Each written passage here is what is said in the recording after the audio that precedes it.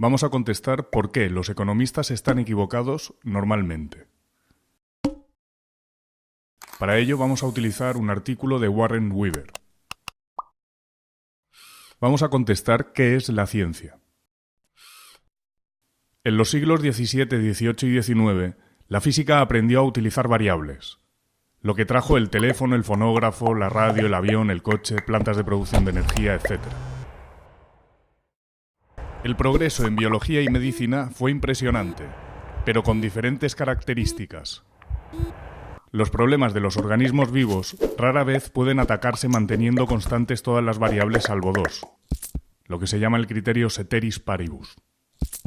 Los sistemas vivos suelen presentar situaciones en que media docena, o bastantes más cantidades, cambian simultáneamente con interconexiones sutiles. Muchas veces presentan situaciones donde las variables más significantes no son directamente cuantificables, identificables o medibles.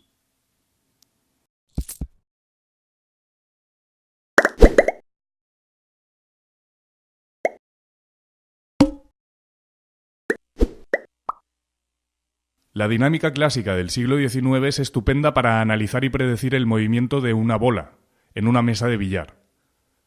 La relación entre las posiciones de la bola y los tiempos en que la bola llega a esas posiciones forma un típico problema de simplicidad. Uno puede resolver con la mecánica clásica y mucho esfuerzo la dinámica de 2 o 3 bolas. Pero si lo intenta con 10 o 15 bolas, trabajar el detalle de tantas variables se hace impracticable.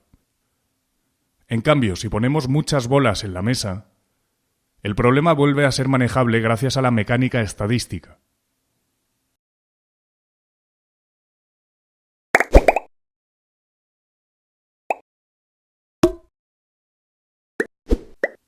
En el siglo XX se desarrollaron métodos para analizar muchísimas variables a la vez, usando técnicas de probabilidad y de mecánica estadística para atacar problemas de la llamada complejidad desorganizada. Cierto es que no se puede analizar el comportamiento de una bola en concreto, pero ciertas cuestiones importantes pueden contestarse con precisión útil. El todo es la suma de las partes. Así podemos predecir cuántas bolas por segundo golpean determinado trozo de una banda en promedio. Cuánto espacio recorre una bola antes de golpear otra en promedio. ¿Qué promedio de golpes por segundo recibe una bola?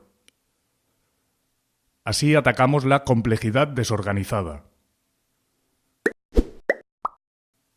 Si colocamos ordenadamente las bolas y las movemos, por ejemplo, en forma paralela, la estadística ya no sirve. Solo es útil cuando tenemos muchas variables que se comportan erráticamente de manera individual, o de las que no sabemos cómo se comportan. Aunque el contexto sea errático o desconocido, el sistema en conjunto posee ciertas propiedades ordenadas y analizables en promedios. Ejemplos de ello son las líneas telefónicas o de datos y las compañías de seguro. La estadística y la probabilidad no se aplican solo a contextos donde conocemos el comportamiento individual como las bolas. Son útiles también cuando los eventos individuales y las cadenas de acontecimientos son desconocidos, como los relacionados con la muerte de un individuo sano. Pero hay más. Las leyes de la termodinámica que rigen todos los sistemas físicos derivan de conceptos estadísticos. Por si fuera poco, toda evidencia científica hoy depende de ideas estadísticas. Las nociones de probabilidad son esenciales para el conocimiento mismo.